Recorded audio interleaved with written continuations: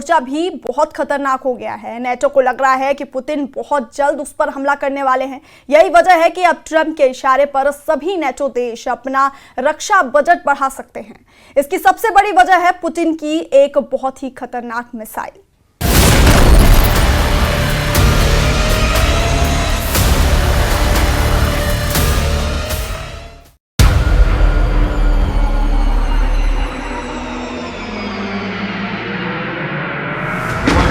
Готовится совместное действие. Есть, готовится совместное действие. Внимание!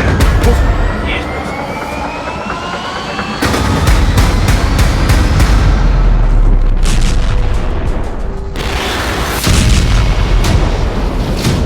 इस युद्धाभ्यास से पुतिन को डराने की कोशिश की जा रही है। ये टैंक और ये धमाके दिखाकर पुतिन को बताया जा रहा है कि यूक्रेन से 1 इंच भी आगे न बढ़ना, अंजाम बहुत बुरा होगा।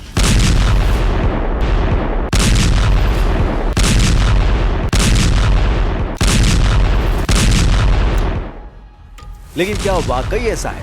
क्योंकि पुतिन की फौज ने तो यूक्रेन के साथ यूरोप को भस्म करने की तैयारी कर ली है।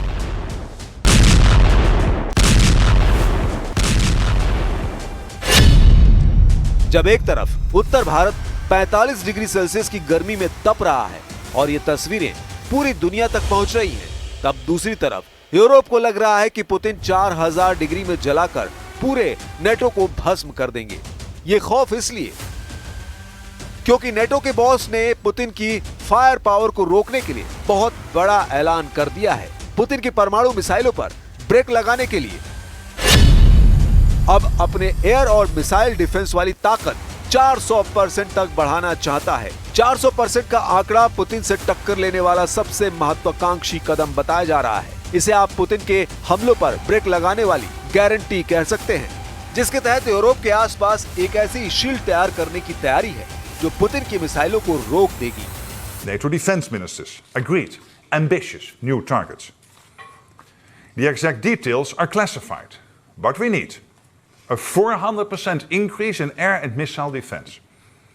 We see in Ukraine how Russia delivers terror from above. So we will strengthen the shield that protects our skies.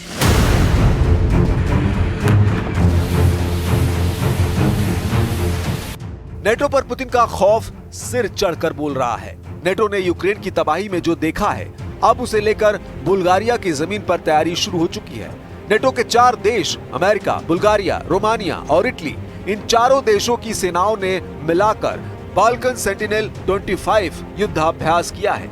और इस एक्सरसाइज से जो बात निकलकर सामने आई, उसके बारे में नेटो चीफ ने लंदन में ऐलान किया।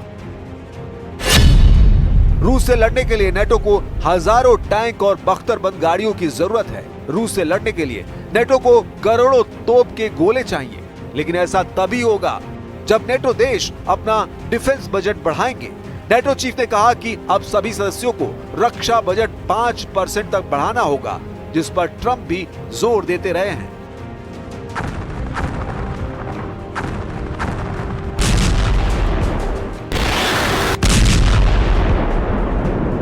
अब लग रहा है कि ट्रंप की डिमांड को यूरोप मजबूरी में सही लेकिन गंभीरता से लेने लगा है।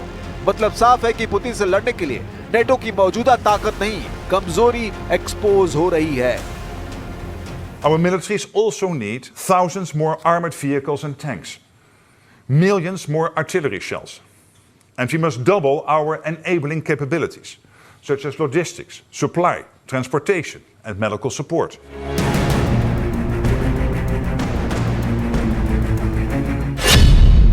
सवाल है कि क्या अब रूस और नेटो की डायरेक्ट जंग का वक्त करीब आ रहा है, जिसमें एक तरफ पुतिन होंगे और दूसरी तरफ डोनाल्ड ट्रंप, जो 32 देशों के कमांडर होंगे।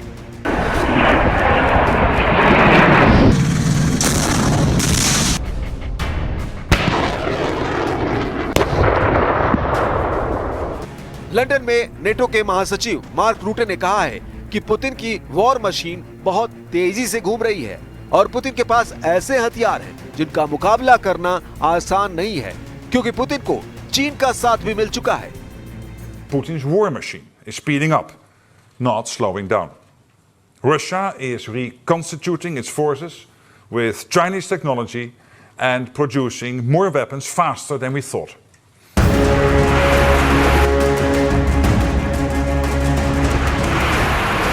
इस वक्त रूस की ओरेश्निक मिसाइल का खौफ फैल चुका है। ये वो मिसाइल है जिससे पुतिन पूरे यूरोप को 20 मिनट के अंदर तबाह करने की ताकत रखते हैं। अब उस मिसाइल को लेकर कीव से लेकर लंदन और बर्लिन से लेकर वॉशिंगटन डीसी तक खलबली मच गई है, क्योंकि इस मिसाइल को लेकर पुतिन की तरफ से नया इशारा मिला है। रूस के परमाणु अड्डों पर यूक्रेन के ड्रोन अटैक के बाद पुतिन की मिसाइल फोर्स तैयार है। 4000 डिग्री में यूक्रेन को जलाने के लिए एक बार फिर तैयार हो चुका है रूस, और फिर यूरोप की बारी भी आ सकती है। 4000 डिग्री सेल्सियस वाली भट्टी तैयार है, और यही वजह है कि 4000 डिग्री में जेलेंस्की को जलाने का बहुत बड़ा मिशन लॉन्च हो सकता है।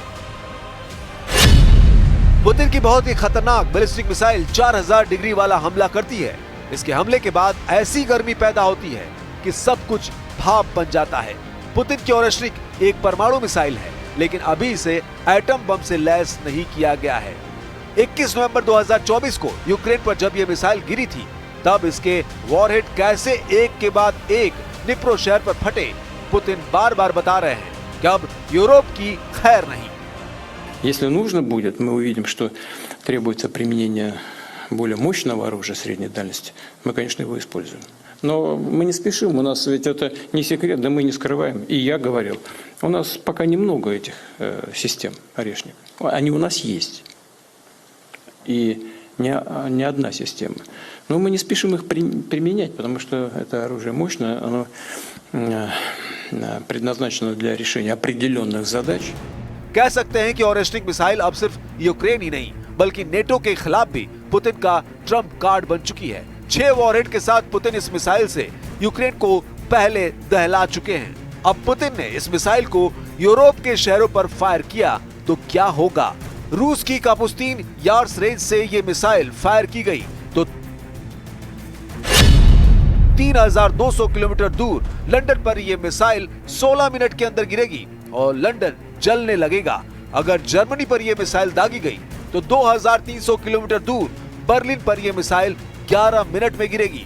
अगर फ्रांस पर यह मिसाइल दागी गई तो 3100 किलोमीटर दूर पेरिस तक पहुंचने में इसे 15 मिनट लगेंगे।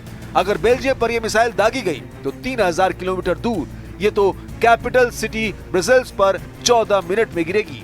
अगर इटली पर यह मिसाइल फायर की गई तो 2700 किलोमीटर दूर रोम शहर पर यह मिसाइल 13 मिनट में फटेगी।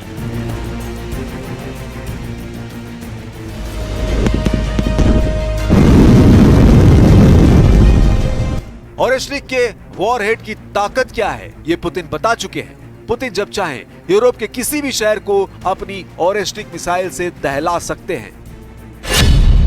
ओरेश्निक एक हाइपरसोनिक मिसाइल है। यह आवाज से 10 गुना रफ्तार से हमला करती है, यानी 12000 किलोमीटर प्रति घंटे से भी ज्यादा। इसकी रेंज 5000 किलोमीटर है, यानी पूरे यूरोप का एक इंच 100% की गारंटी देती है। पुतिन दावा कर चुके हैं अब रूस में ओरेश्निक मिसाइल का उत्पादन बहुत तेजी से किया जाएगा, क्योंकि पुतिन जानते हैं कि जितनी मिसाइल नेटो के उतने शहर उनके टारगेट पर आ जाएंगे।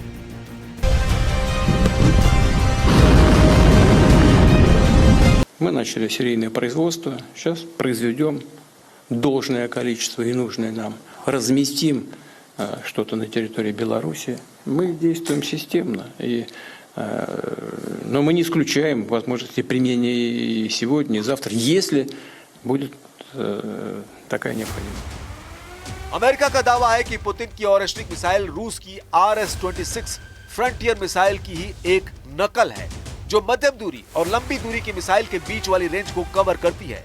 एक ICBM यानी इंटरकॉन्टिनेंटल बैलिस्टिक मिसाइल की रेंज कम से कम 5500 होनी चाहिए, तभी वो लंबी दूरी वाली ICBM की श्रेणी में आती है। जैसे रूस की RS-28 सरमत और RS-24, ये दोनों मिसाइल 10,000 किलोमीटर से ज्यादा की रेंज रखती है। लेकिन अभी नेटो को रोकने के लिए पुतिन ने नई तरकीब निकाली और अपनी ओरेश्निक मिसाइल को 5000 किलोमीटर की रेंज तक ही रखा है।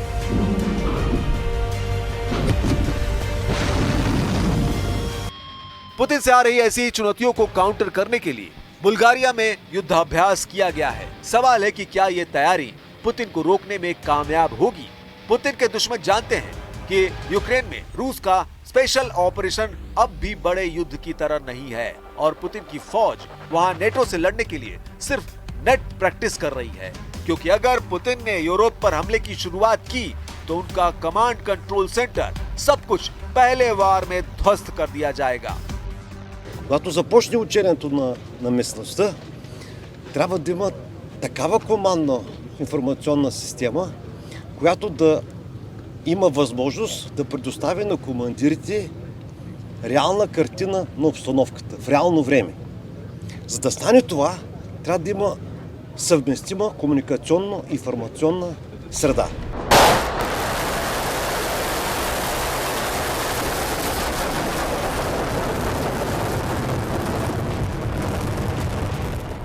नेटो का खौफ और पुतिन के तीखे तेवरों के बीच बड़ा मैसेज ये है कि पुतिन ने परमाणु बेस पर हुए हमलों के बाद अपने एटम बम वाली फोर्स को एक्टिव कर दिया है। पुतिन के मिसाइल बेड़े में ऐसे ऐसे खतरनाक हथियार हैं जो पेरिस से लेकर रोम और लंदन से लेकर वॉशिंगटन डीसी तक सब कुछ पिघला सकते हैं। लेकिन फिलहाल पुतिन का फोकस यूक्रेन है। यूक्रेन के सरेंडर के लिए पुतिन की 4 डिमांड है। रूस चाहता है कि यूक्रेन अपनी पूर्वी इलाके को खाली कर दे, वहां से हट जाए। दूसरी मांग है कि यूक्रेन निष्पक्ष हो जाए, यूक्रेन की सेना की तादाद सीमित रहे। और चौथी डिमांड कि यूक्रेन में चुनाव हो, नई सरकार बने। जाहिर है पुतिन यूक्रेन को मार भी रहे हैं और ये भी बता रहे हैं कि यूक्रेन को रूस से सिर्फ पुतिन ही बचा सकते हैं, या कहें कि पुतिन अब जेलेंस्की की आंखों में आंख डालकर ये भी कह रहे हैं कि पूरी तरह तबाह होने से अच्छा है रूस की बात मान ली जाए। नहीं तो जून में खार्किव और सुमी में जो काउंटर स्ट्राइक का ट्रेलर दिखाया गया है उसकी फुल पिक्चर पूरे 2025 में बना दी जाएगी।